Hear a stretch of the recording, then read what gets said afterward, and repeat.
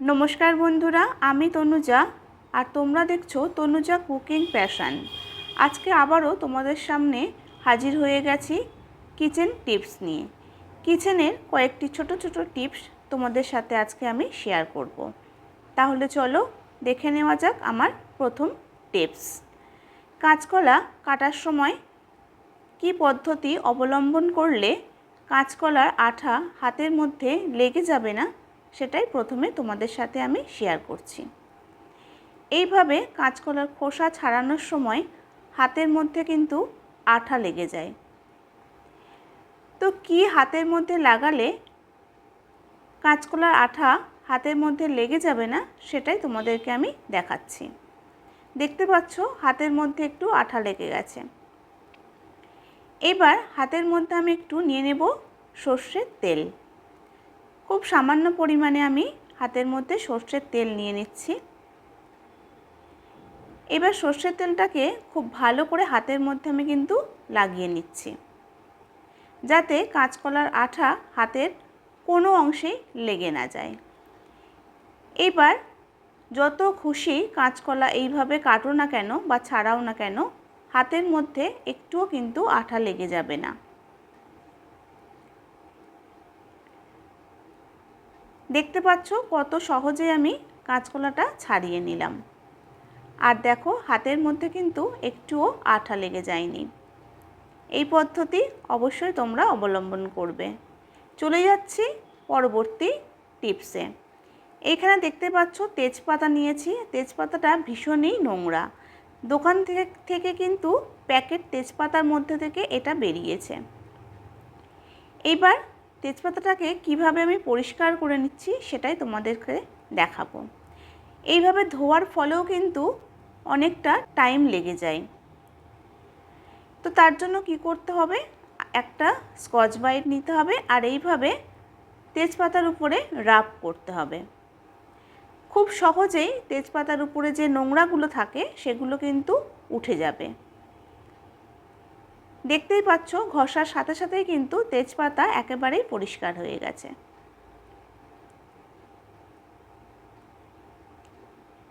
দেখো কত সুন্দরভাবে তেজপাতা পরিষ্কার করে নিলাম।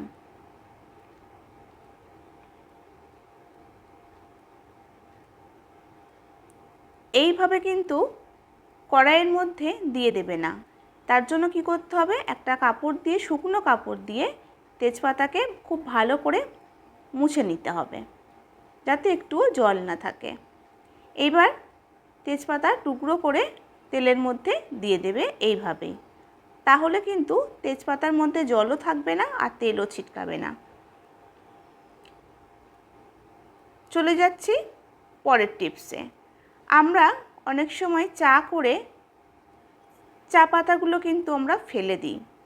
তো এইখানে চা পাতা আমি ফেলে দেব না।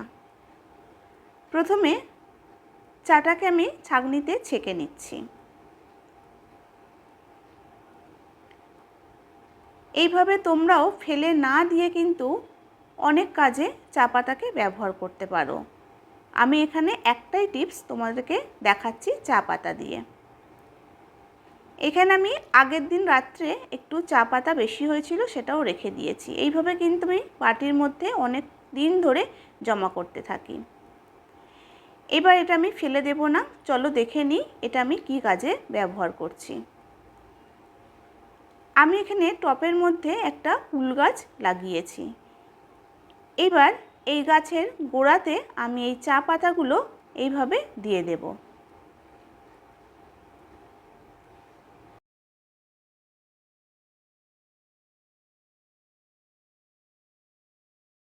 এইভাবে চা পাতা তোমরাও এর মধ্যে দিয়ে দেবে, তাহলে দেখবে গাছগুলো অনেক ভালো থাকে।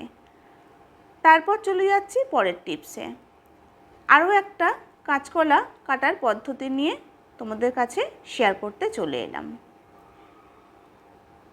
কাঁচকলা কাটার পর তোমরা কি করলে কাঁচকলার মধ্যে আটা খুব সহজেই বেরিয়ে যাবে, সেটাও তোমাদের সাথে আজকে শেয়ার করছি। হাতের মধ্যে তো আমি আগেই সর্ষের তেল লাগিয়ে নিয়েছিলাম। এইবার কাঁচকলা কাটার পর কাঁচকলার মধ্যে যে আঠা থাকে সেটাকেও তো দূর করতে হবে। তার জন্য কি করতে হবে সেটাও আজকে তোমাদেরকে আমি দেখাতে চলেছি। প্রথমে কাঁচকলাটাকে আমি টুকরো টুকরো করে কেটে নেব।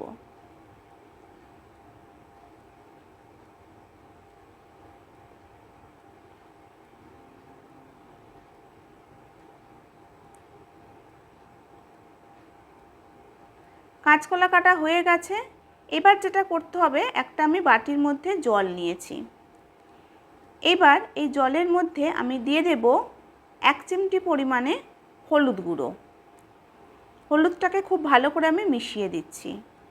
হলুদ দেওয়ার ফলে কাঁচকলার মধ্যে যে আঠা থাকে সেটা কিন্তু একেবারেই বেরিয়ে যায়। এইভাবে একটু ঘষে ঘষে একটু রগড়িয়ে নেবে এইভাবে হলুদ জলের মধ্যে। দেখতেই পাবে কাঁচকলা থেকে অনেকটা আঠা বেরিয়েছে। এইভাবে কিছুক্ষণ আমি কাঁচকলাটা হলুদ জলের মধ্যে ডুবিয়ে রেখে দেব। তোমরা এইভাবে করতে পারো। চলে যাচ্ছি পরের টিপসে। এখানে একটা বাটি নিয়ে নিয়েছি। এবার এই বাটির মধ্যে আমি দিয়ে দেব 1 চামচ বেকিং সোডা।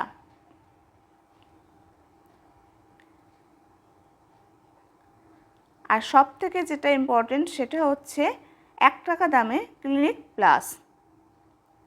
ক্লিনিক প্লাসটা আমি এই কারণেই ব্যবহার করব বেশি ক্ষেত্রে, যেটা হচ্ছে স্মেল। পরিষ্কার করার পর কিন্তু খুব সুন্দর একটা স্মেল বেরোয়, সেটা খুবই ভালো লাগে। আর এখানে দিয়ে দিচ্ছি আমি ভিনিগার। এখানে আমি 2 চিপে ভিনিগার ব্যবহার করছি।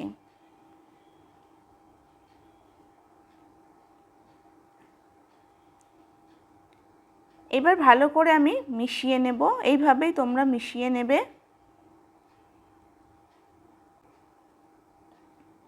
মেশানো হয়ে গেছে। এবার আমি এটা একটা স্কচ ব্রাইট দিয়ে পাইপ থেকে ট্যাপের মধ্যে লাগিয়ে নেব। আমি এখানে স্কচ ব্রাইটের মধ্যে লাগিয়ে নিয়েছি। সবার প্রথমে আমি পাইপের মধ্যে এইভাবেই ঘষে ঘষে লাগিয়ে নেব। একটু মোটা করেই লাগিয়ে রেখে দেব। 10 মিনিট এইভাবেই কিন্তু আমি লাগিয়ে রেখে দেব। তোমরাও এইভাবেই কিন্তু রেখে দিতে পারো, তাহলে কিন্তু খুব ভালো পরিষ্কার হবে। একটা পাইপে লাগানো হয়ে গেছে, আর একটা পাইপের মধ্যে আমি এই একইভাবে লাগিয়ে নিচ্ছি।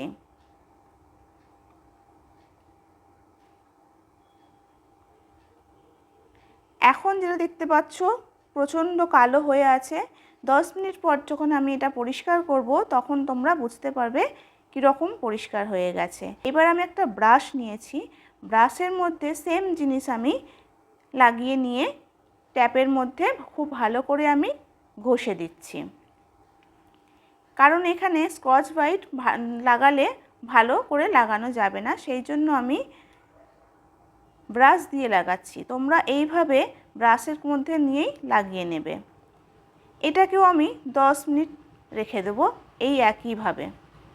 10 মিনিট পর ফিরে আসব সমস্ত কিছু পরিষ্কার করার জন্য।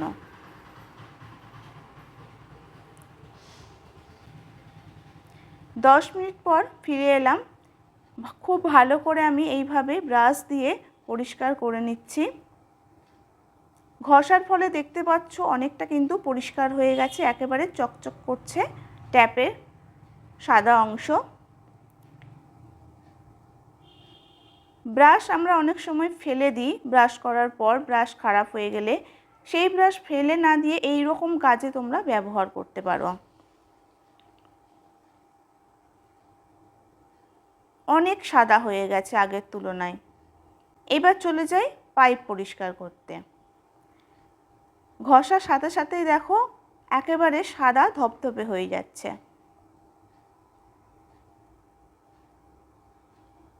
এইভাবেই তোমরা কিন্তু পরিষ্কার করে নেবে, আমি যেভাবে করে তোমাদেরকে দেখাচ্ছি।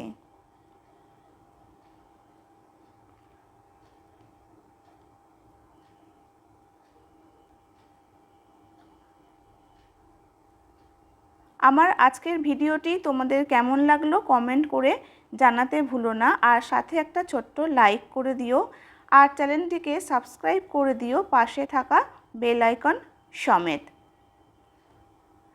ধুয়ে দেওয়ার পর তোমাদেরকে আমি দেখিয়ে দিচ্ছি কেমন পরিষ্কার হয়েছে। কাছে থেকে আমি তোমাদেরকে দেখিয়ে দিচ্ছি, দেখতে থাকো। দেখো আগে কত কালো ছিল আর এখন কতটা সাদা হয়ে গেছে। এবার চলে যাই এটা ধোয়ার কাজে। তো দেখো ধোয়ার সাথে সাথেই কত সুন্দর ক্লিন দেখাচ্ছে না? একেবারে নতুনের মতো চকচকে হয়ে গেছে। এইভাবে কিন্তু তোমরা করে নিও, তাহলে তোমাদেরও অ্যাকোয়াগার্ড একেবারে নতুনের মতো চকচকে হয়ে যাবে। এবার ধোয়ার পর অ্যাকোয়াগার্ডের মধ্যে যে জল লেগে আছে সেই জলটাকে ভালো করে মুছে পরিষ্কার করে নিতে হবে একটা শুকনো কাপড় দিয়ে।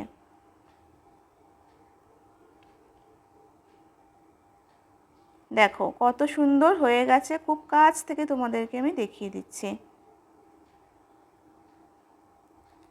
মনে হচ্ছে না একদম নতুন লাগিয়েছি? দেখো চলে যাচ্ছি পরের টিপসে। এই হ্যান্ড ওয়াশটা আমি বেসিনের উপরে সবসময় রেখে দিই, ফলে এর মধ্যে অল টাইম জল লাগতে থাকে, আর জল লাগার ফলে কিন্তু অনেকটা আয়রন পড়ে গেছে উপর থেকে নিচ পর্যন্ত। এবার যেটা করতে হবে, আমি এখানে হারপিক নিয়েছি। এবার এই হারপিকটা আমি হ্যান্ড ওয়াশের পুরো বোতলের মধ্যে আমি লাগিয়ে নেব। প্রথমে একটু জলের মধ্যে আমি ভিজিয়ে নিচ্ছি।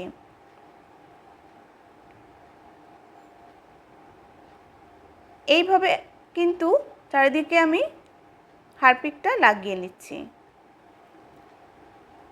আমি ভুলেই গেছি হারপিক লাগানোর সময় হ্যান্ড গ্লাভস পরতে। তোমরা যখন হারপিক লাগাবে তখন হ্যান্ড গ্লাভস বা হাতের মধ্যে একটা প্লাস্টিক বেঁধে নিতে পারো। আমি সেটা একেবারেই ভুলে গেছি। এবার একটা স্কচ ব্রাইট দিয়ে এইভাবে আমি হারপিকটাকে চারিদিকে খুব ভালো করে রাফ করে দিচ্ছি। রাফ করার পর এইভাবে কিন্তু আমি 10 মিনিট রেখে দেব। 10 মিনিট পর আমি স্কচ ব্রাইট দিয়ে এইভাবেই ঘষে ঘষে পরিষ্কার করে নেব। ঘষার সাথে সাথেই দেখতে পাবে বোতলটা একেবারেই পরিষ্কার হয়ে যাচ্ছে।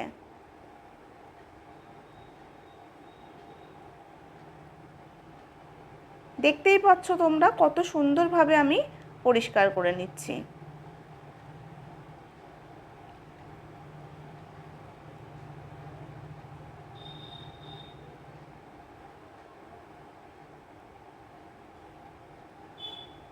দারুণ পরিষ্কার হয়ে যাচ্ছে কিন্তু এইভাবে ঘষার ফলে একেবারে নতুনের মতো দেখতে লাগছে।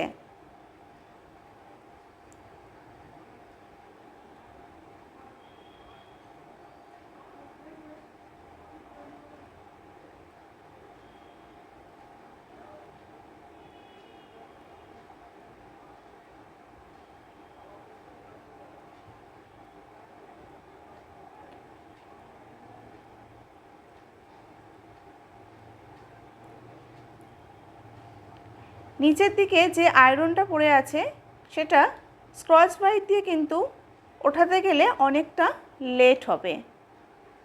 তার জন্য আমাদের কি করতে হবে, একটা চামচ নিতে হবে। এইভাবে চামচটা দিয়ে ঘষে ঘষে কিন্তু পরিষ্কার করে নিতে হবে, এবং চামচ দেওয়ার সাথে সাথেই কিন্তু আয়রনটা একেবারেই উঠে যাচ্ছে।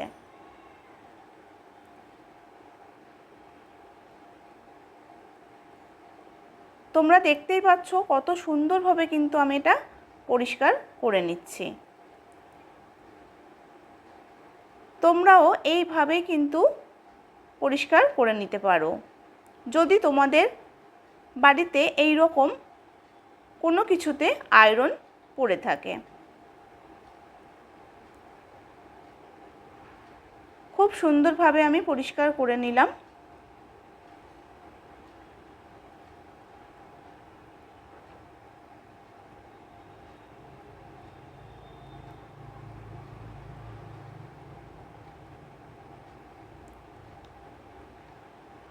এবার তোমাদেরকে আমি ধুয়ে দেখিয়ে দিচ্ছি কতটা পরিষ্কার হয়েছে।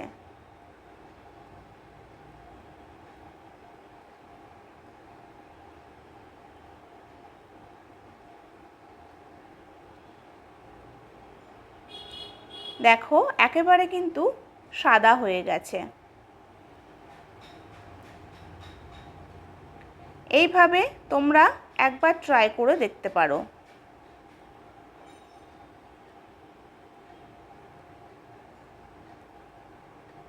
খুব সুন্দরভাবে কিন্তু ক্লিন করে নিলাম। আশা করছি আমার আজকের টিপসগুলো তোমাদের ভালো লেগেছে।